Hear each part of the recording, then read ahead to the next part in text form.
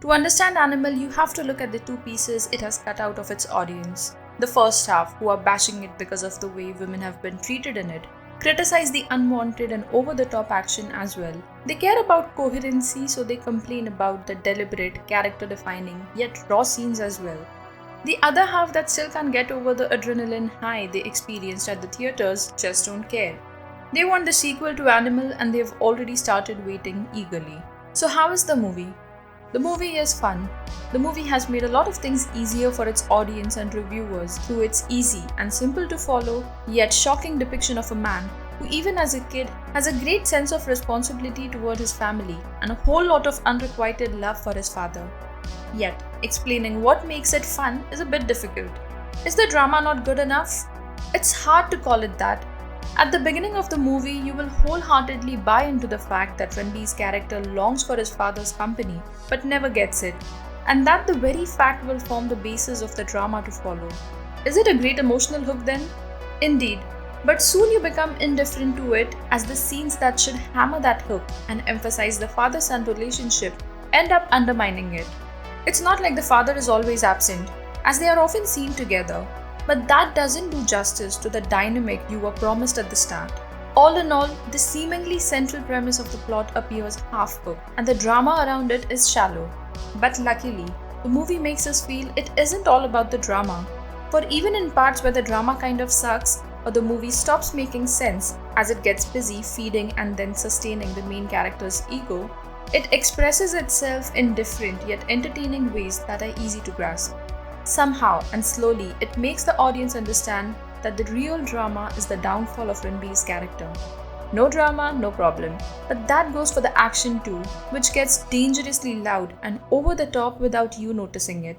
It holds its ground because there's a method to its madness. Whether it is the BGM tying itself perfectly to every move the characters make, or the movie becoming a musical because it was the need of the minute, it works because the scenes work. Doesn't matter if the majority of it resembles a certain Korean movie sequence because it has heart. As for the brains, the movie doesn't demand any, and certainly doesn't need any either. It works best if you just embrace the novel experiment Sandeep Vanga performs on you. Everything works because the scenes work, and the scenes work because the character of Ranbir works. A child obsessed with being a father to his family when his own father is always away ensuring everything else, how this obsession translates into adulthood, and how he becomes an animal who won't stop at nothing till he exercises this obsession to protect the ones he holds dear is what the movie is all about. And it's fun. Then what is the problem? There are no problems if you enjoyed the movie. You are free to complain about Lord Bobby's screen time and whether Zoya fits in the plot. More on that later, but that's about it. If you didn't enjoy it though, everything that doesn't play to your understanding of cinema is a problem, which is again the whole movie. Also, the people who are finding problems with the movie fail to understand what the movie set out to do in the first place. Start a discussion. They are too caught up in the consequences they think our society, which they believe takes cinema as gospel, will have to face to realize that this is 2023. Well, what does 2023 have to do with anything? A whole lot. I won't get into everything, but will mention that there are worse things that the impressionable can access for free with just a dance of their fingertips using dirt cheap data packs. Add to that the daily movie review tsunami. Yes, subscribe to my channel. And opinions from all who dare to speak, and you get another tsunami. That of criticism. Something that can't be said for the majority of problematic content out there. It's 2023, and if you think there's a problem with a movie, you have to talk to your kids or yourself because you already have a problem. With that aside, it's now important we take a look at the minority that will honestly try to logically process what they witnessed with their usual lens of cinema on. The minority that wants to know what happened and what else might interest them. To this minority, I would like to ask, how do you watch movies? More importantly, how do you process movies after you are done watching them? Do you take them apart scene by scene to make sense of it all? Or do you instead dwell on the choices the director made in order to understand his vision of the film? For anyone who takes any or both of these two approaches, or for that matter any approach to arrive at a coherent argument that explains their understanding of the movie in question, I have good news. Animal offers plenty to ponder over. Take for example the casting of Shakti Kapoor as the harmless family help. Nothing stirs, right? But now, Take the character of Ranbir Kapoor, who has gone above and beyond to make the audience hate him. Only the audience doesn't do that or has a hard time doing it. Why? Because we are used to seeing Ranbir as the hero, not a villain or an anti-hero. Back to Shakti Kapoor then. And I have to confess, I was eyeing his every move for something that would give away the assumed villainy. Point is, the director has deliberately made it difficult for us to take the right side. He wants us to fool ourselves into sympathizing with Ranbir's character, just because of the empathy other characters offer him for the few good things he does for them, all the while showing us that the character is long past redemption. He hid the evil in plain sight, armed that evil with the charisma of a hero, and gave the critics a facade they weren't ready to see past. Maybe Sandeep Vanga did finish the brain-dead critics after all. The absence of law enforcement or anything that could stop or even hold Vijay's actions responsible is another thing that may stir the curiosity within a minority. To them, I'd like to say, that's quite worthwhile to ponder. In fact, I myself thought about it a lot and only gave up when I suddenly realized the movie is better without interruptions to Vijay's madness, and that it may have been so to call out rich people who think they are above the law. While I was wondering why the police only ever showed up at a press conference, I revisited other things, the most prominent being the combat-ready nature of everybody who wanted to fight, and the very non-Indian way in which everything rolled out. I felt like I had been deafened by the onslaught of the events in the movie, enough to make me feel even the setting was an alternate India. Truly, there are so many things in the movie that will make you wonder why, or make you feel things are out of place.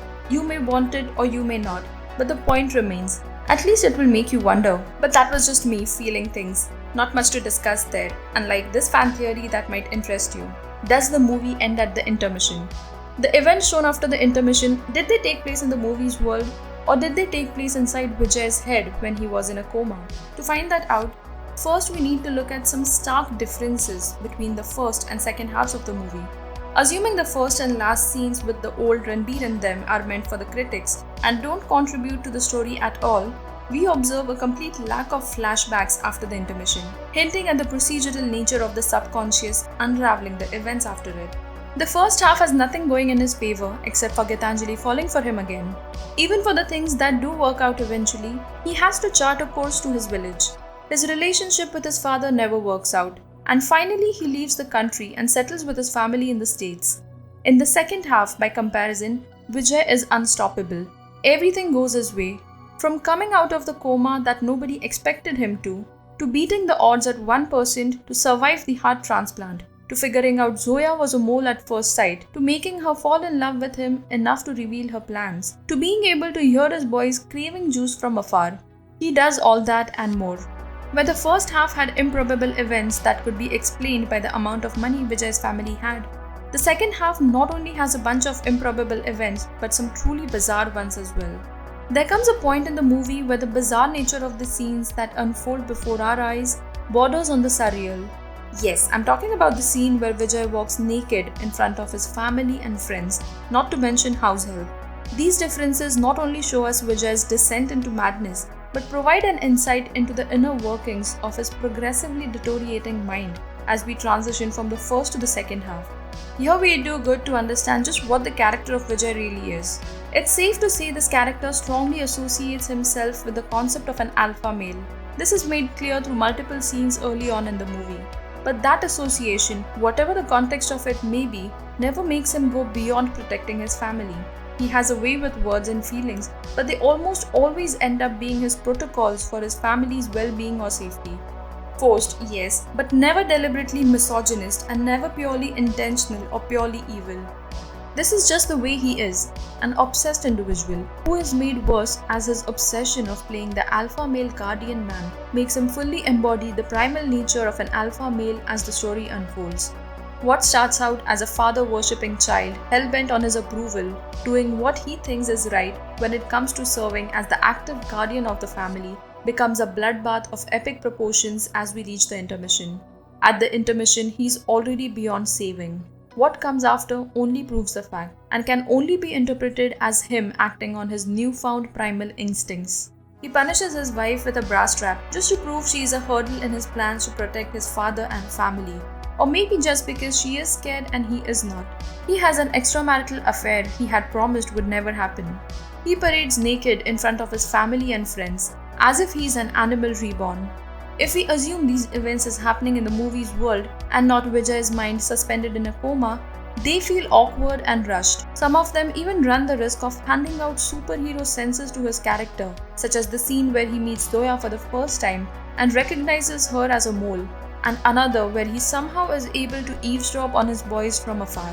On the contrary, if we assume all of this as playing out in Vijay's mind suspended in a coma, we not only find reasons for these events, but also for the ones that follow them. The awkward and rushed sequences suddenly start making sense as Vijay's subconscious plays make-believe. In his mind, Vijay tells himself a story about his family and discovers Abrar, or rather identifies his obsession with his father, forces it to manifest as Abrar, the only thing that can take his father away from him now. He rushes to end him. The two of them fight for 2 hours without one yielding, and the look on Vijay's face when he realizes for the first time that someone can overcome his power hints to him at the possibility that they both are the same, almost brothers. He finally accepts he has to kick the obsession out and defeats Lord Bobby, the obsession, for if he does not, he will destroy everything he holds dear. But it isn't enough. He still prizes the kill. He has to get rid of the source of it all. He now understands. He has to let go of his father. He cooks up leukemia for his father. He cries it off for the first time and finds comfort in his family, whatever remains of it or whatever will remain. But his obsession to protect his family rears its head again as he explores the scope for future villains with Aziz and his lot. All in coma, all in his mind. But that was the fan theory. Could the movie have been more coherent? Some movies benefit from coherency, and I don't think that applies to Animal. That doesn't mean the movie doesn't make sense. I believe you can make sense of the movie with your own metaphors or come to agree with someone else's, even the directors if you grant him that much. But it's clear to me that making sense with the use of customary details isn't what Sandeep Vanga was going for. The police don't exist in the realm of the foulest elite, and that would just be one way of drawing a metaphor to explain stuff in the movie. I didn't want the movie to explain things to me or show me how the world works. Whatever it did to show how the mind of Animal works was enough for me. Maybe it isn't enough for you. But should the movie have done things differently when it came to the placement and need of some scenes or the screen time of characters such as Zoya and Lord Bobby? Also the deep exploration of Vijay's marriage and his relationship with his wife before the heart transplant?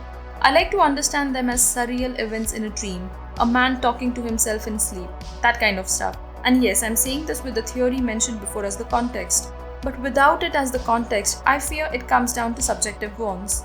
On a case-by-case basis then, I believe the whole Zoya angle was contrived and poorly delivered. The screen time bestowed upon a mute Lord Bobby was apt, and more of it would have diluted the very menacing effect he delivered.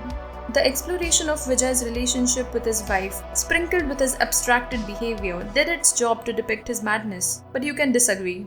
The movie obviously does entertaining things, as is clear from its reception and box office numbers. Be it the marriage of music and BGM to make the action scenes more personal than they actually are, or raw dialogues to complement great performances, or even the shock value majority of the movie provides. And there's nothing wrong in wanting more of it. I enjoyed all of that too. But assuming Ranveer's character is the story, I feel inclined to think about the movie as being story-driven, something I believe will get lost amid the chaos of a sequel.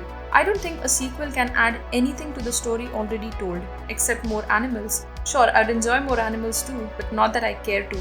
Plus, I'd rather a director like Sandeep Vanga, who isn't afraid to make something different, try other genres and popularize them in India. We seldom get creators who create something different and unique. We don't want franchises killing that hope even before it's born, do we?